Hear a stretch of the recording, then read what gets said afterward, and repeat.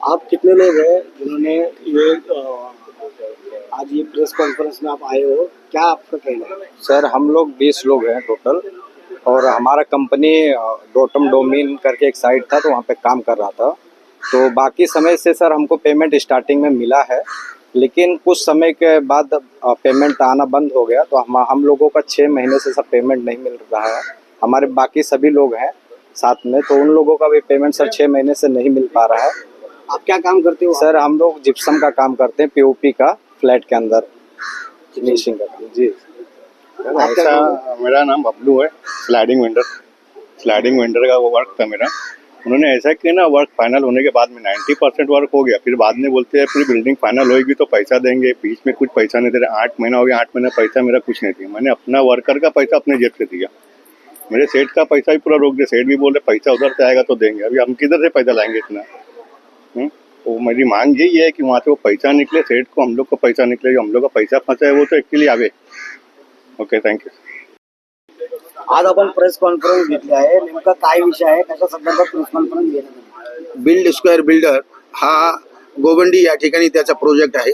बांद्रा शासकीय विश्रामगृहाच्या बाजूला त्याचं कार्यालय आहे। मी 1.5 महिन्यापूर्वी याला एक पत्रव्यवहार केलता। त्या पत्रव्यवहारमध्ये त्यानं उर्वाउरीचं उत्तर देऊन हो करतो, माझ्या स्टाफला सांगतो, याला सांगतो, पण त्यानं काही न करता मी आता आंदोलनचं पत्र दिला होता। आज मला आंदोलन करायचं होता। मी त्याच्या कार्यालयामध्ये गेलो असताना त्याचे काही स्टाफनं सांगितलं की शेठ बाहेर आहेत, विदेशात आहे। त्याच्यामुळे मी परत त्यांना 8 दिवसाचा मोहलत दिलाय। ते बोलले की मंगळवारी 10 तारखेला आम्ही तुमचा बैठक घालून देतो, परंतु मला अजून संशय आहे म्हणून मी पत्रकार परिषद घेतलाय की या असे लोक करोडो रुपये कामगारांचा खाऊन बसतात। यांना कायद्याची भीती नाही, कोणाची भीती नाही, म्हणून आमच्या कामगारांना न्याय मिळाला पाहिजे। जर मंगळवारी 10 तारखेला आमच्या कामगारांना न्याय मिळाला नाही तर अर्धनंग आंदोलन आणि स्वतःला मी जाळून घेईन। हा मजूर कामगारांचा न्याय हक्कासाठी मेलो तरी चालेल, पण अन्याय होऊ देणार नाही।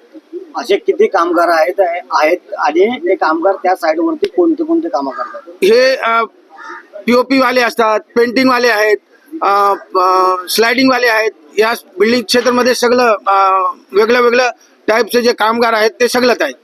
किती कामगार आहेत एकूण? सध्या माझ्याकडे 61 लोक आहेत, अजून वाढणं चालू आहे।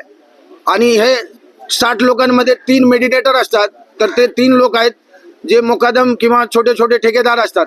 तर काही लोकांचे 40 लाख, काही लोकांचे 35 लाख, काही लोकांचे 25 लाख असे ते रक्कम ठेवलेले आहेत। आणि तो त्याला देत नाही म्हणून हा कामगारांना देऊ शकत नाही। कामगारांचे किती महिन्याचे देय बाकी आहेत? कोणाचे 8 महिन्याचे आहेत, कोणाचे 6 महिन्याचे आहेत, कोणाचे 4 महिन्याचे आहेत।